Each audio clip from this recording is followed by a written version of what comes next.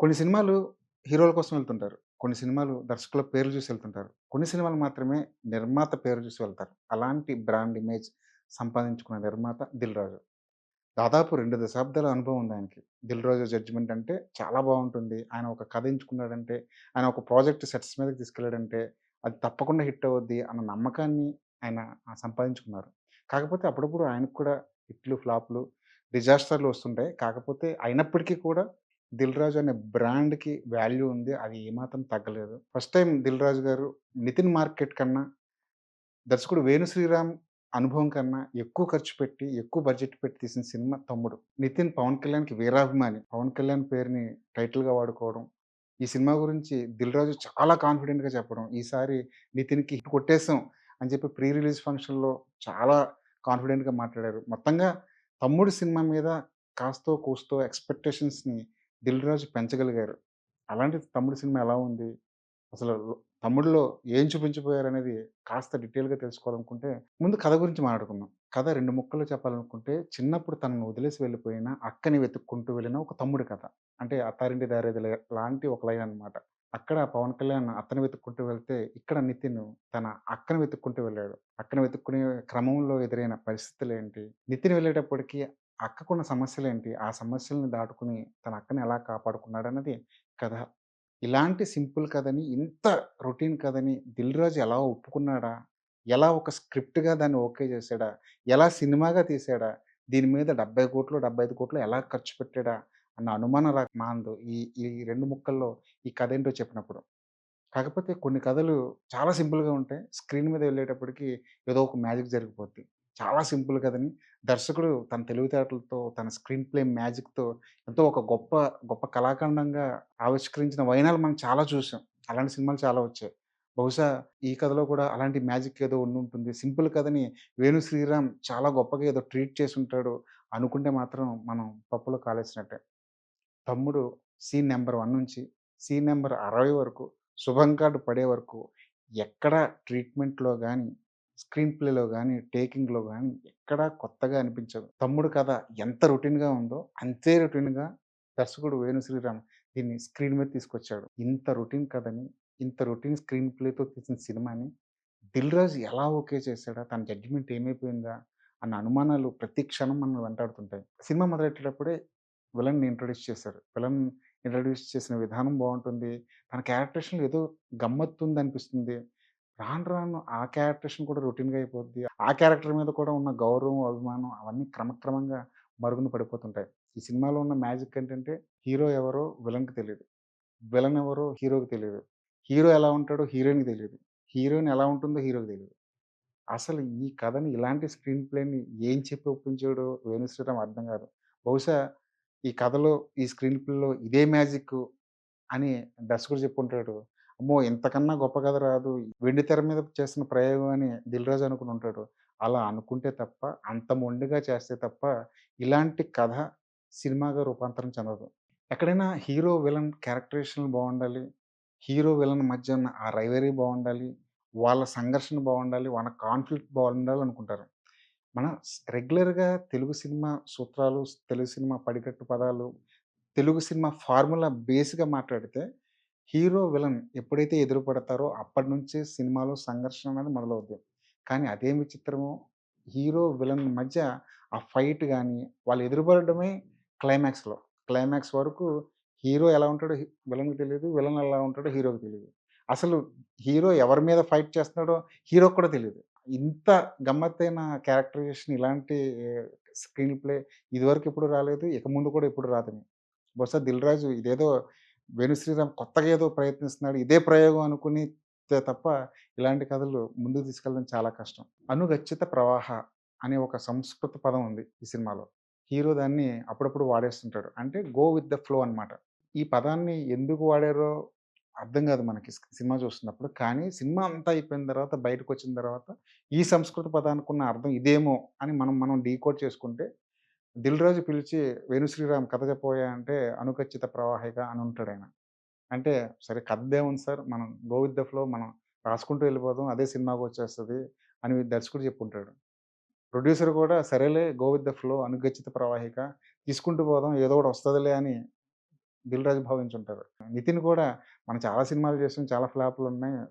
అందులో ఏదో ఒకటి అయిపోద్ది. అంతే తప్ప 'గో విత్ ద ఫ్లో అనుకచిత ప్రవాహిక' అని ఆయన కూడా అనుకునుంటాడు. అలా అనుకుంటే తప్ప ఇలాంటి ప్రొడక్ట్ బయటికి రాదు. సినిమాలో 60 సీన్‌లుంటే కనీసం 6 సీన్‌లైనా ఓహో! డైరెక్టర్ ఏదో కొత్తగా ఆలోచించాడు. చెప్పాడు. బావున్నాయి అనిపించాలి.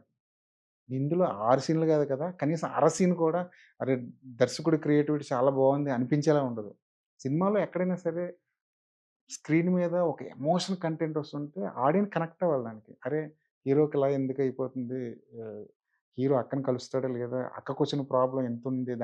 హీరో దాన్ని దాటుకొని ఆమెను కాపాడతాడా లేదా? అన్న క్యూరియాసిటీ పెంచాలి. కానీ మన స్క్రీన్ మీద ఒక ఎమోషన్ సీన్ చూస్తున్నప్పుడు, ఒక డెప్త్ ఉన్న సీన్ చూస్తున్నప్పుడు థియేటర్‌లో ఆడియన్స్ నవ్వుతుంటారు. ఎందుకంటే ఆ క్యారెక్టర్‌కి గాని, ఆ సీన్‌కి గాని ఆడియన్ సింపథైజ్ అవ్వడనమాట. మీరు ఒక గొప్ప సీనే తీశారు. ఫర్ ఎగ్జాంపుల్ అడవిలో ఒక గర్భిణికి పురుడు పోసే సీన్. అది చుట్టూ వందలాది మంది రౌడీలు వెంటబడుతుంటారు. చెమ్మ చీకటి, పురుడు పోయాలి. అలాంటి సీన్‌ని ఎలా రాస్తారు మీరు? ఎంత గొప్పగా తీస్తారంటే చుట్టూ మంటలు, మధ్యలో ఒక సంస్కృత శ్లోకం వస్తుంటుంది. ఆ శ్లోకాన్ని ఎలివేట్ చేస్తూ ఆ మంటల మధ్య హీరో వీరోచితంగా పోరాడుతుంటాడు. ఇలాంటి సీన్ చెప్తున్నప్పుడు మనకి నిజంగానే గూస్ బంప్స్ వస్తుంటాయి. సినిమా మీద, స్క్రీన్ మీద ఈ సీన్ ఎప్పుడెప్పుడు చూద్దామా అనిపిస్తుంది. కానీ అలాంటి సీన్ మీరెంత రాసుకున్న సీను అది ఎలివేట్ అవ్వాలంటే, దానికి కనెక్ట్ అవ్వాలంటే, దానికి ఎమోషన్‌గా మనం ముడివేయాలి. అలాంటి ఎమోషన్ ముడి లేకపోతే మీరెంత గొప్పగా సీన్ రాసుకోనివ్వండి, మీరెంత ఖర్చు పెట్టి, ఎంత లావిష్‌గా ఒక సీన్‌ని స్క్రీన్ మీద తీయనివ్వండి, ఆడియన్స్ కనెక్ట్ అవ్వడు. అదంతా వృధా ప్రయాసగా మారిపోద్ది. అలాంటి సీన్‌లు, అలాంటి షాట్‌లు, అలాంటి ఎపిసోడ్‌లు ఈ సినిమా నిండా ఉన్నాయి.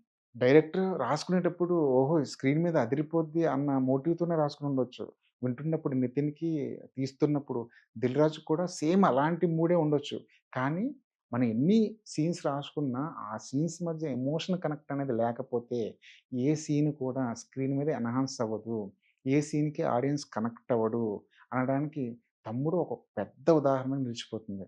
'తమ్ముడు' అనే టైటిల్ పెట్టారు. తమ్ముడు అంటే ఆహ్ తమ్ముడికి, అక్కకి మధ్య ఉన్న బాండింగ్ చూపిస్తారు. వాళ్ళ మధ్య ఎమోషన్ కనెక్ట్ ఏదో ఉంటుంది అనుకుంటాం. కానీ ఆ ఎమోషన్ కనెక్ట్ కూడా ఎక్కడా కనిపించలేదు. నితిన్, లయ ఎప్పుడు కలుస్తారో అప్పుడు సినిమా అయిపోతుంది. అలాంటప్పుడు వాళ్ళ మధ్య ఉన్న ఎమోషన్ బాండింగ్ ఎలా ఎన్హాన్స్ అవుద్ది? పోనీ ఫ్లాష్ బ్యాక్‌లో అలాంటి సీన్‌లు ఏమైనా చూపించారా? ఏమీ లేదు. ఆ ఫ్లాష్ బ్యాక్ కూడా చాలా ఫాస్ట్‌గా ఏదో హడావుడిగా చుట్టేసినట్టు అనిపిస్తుంది తప్ప, ఎమోషన్‌గా ఆడియన్స్ కనెక్ట్ అవ్వాలి. ఆ తర్వాత జరిగే కథతో ట్రావెల్ అవ్వడానికి ఈ ఎపిసోడ్ ఉపయోగపడుతుంది అన్న స్పృహతో ఆ ఫ్లాష్ బ్యాక్ ఎపిసోడ్ రాసుకోలేదేమో అనిపిస్తుంది. హీరో ఎప్పుడైతే విలన్లందరిని తుదముట్టించి ఆ అడవిలోంచి బయటకొచ్చారో అక్కడికే ఈ కథ అయిపోవాలి. కానీ అక్కడ డైరెక్టర్‌కి ఏదో గుర్తొచ్చుంటుంది. ఇప్పటి వరకు హీరో విలన్‌ని కలుసుకోలేదు. హీరోయిన్‌ని కలుసుకోలేదు. ఇప్పుడు కూడా కలుసుకోకపోతే రివ్యూవర్లు ఏకిపడేస్తారు. ఈ సినిమాని ట్రోల్ చేస్తారు అన్న భయంతో అక్కడ ఆగిపోయిన సినిమాని మళ్ళీ ఒక 10 నిమిషాలు, మళ్ళీ ఒక పెద్ద ఫైటు, ఒక పెద్ద చేజింగు ఇలాంటి ఎపిసోడ్‌లు రాసుకొని కాలయాపన చేశాడు. అప్పటికే హీరో ఎప్పుడైతే ఆ అడవి నుంచి బయటకొచ్చాడో అప్పటికే థియేటర్ నుంచి ఆడియన్స్ బయటికెళ్ళిపోవడం స్టార్ట్ చేస్తారు. మళ్ళీ ఈ 10 నిమిషాల వాళ్ళకి బోనస్ అనమాట. చివర్లో కూడా 'టు ద న్యూ బిగినింగ్' అని ఒక టైటిల్ కార్డ్ ఎసారు. అంటే హీరో, హీరోయిన్‌లు కలుసుకున్నప్పుడు 'టు ద న్యూ బిగినింగ్' అనే ఒక టైటిల్ కార్డ్ వచ్చింది. అంటే ఈ సినిమా హిట్ అయితే గనక పార్ట్ 2 తీద్దామన్న ఆలోచన దర్శకుడికి, పార్ట్ 2 తీద్దామన్న ఐడియా ప్రొడ్యూసర్‌కి ఉండుంటుంది. కానీ థియేటర్ నుంచి బయటికెళ్ళేటప్పుడు మాత్రం అప్పటి వరకు అనుభవించిన టార్చర్ నుంచి బయటకొస్తూ అమ్మో! పార్ట్ 2నా దన్నవరా బాబు! అనుకుని ఆడియన్స్ బయటికెళ్ళిపోయే పరిస్థితి థియేటర్‌లో కనిపిస్తుంది. ఈ సినిమాలో గొప్ప విషయాలేం లేవా? మంచి విషయాలు ఏమి లేవా? అంటే తప్పకుండా వాటి గురించి కూడా ప్రస్తావించుకుందాం. ఈ సినిమాలో కొన్ని లేడీ క్యారెక్టర్స్ ఉన్నాయి. వాటిని డైరెక్టర్ చాలా స్ట్రాంగ్‌గా రాసుకున్నాడు. వాళ్ళలో ఒక ధైర్యం ఉంటుంది, తెగువుంటుంది, పోరాడే స్ఫూర్తుంటుంది. ప్రతి క్యారెక్టర్‌లోనూ మంచో, చెడో ప్రతి క్యారెక్టర్‌లోనూ ఆ లక్షణాన్ని చాలా స్పష్టంగా రాసుకొచ్చాడు దర్శకుడు.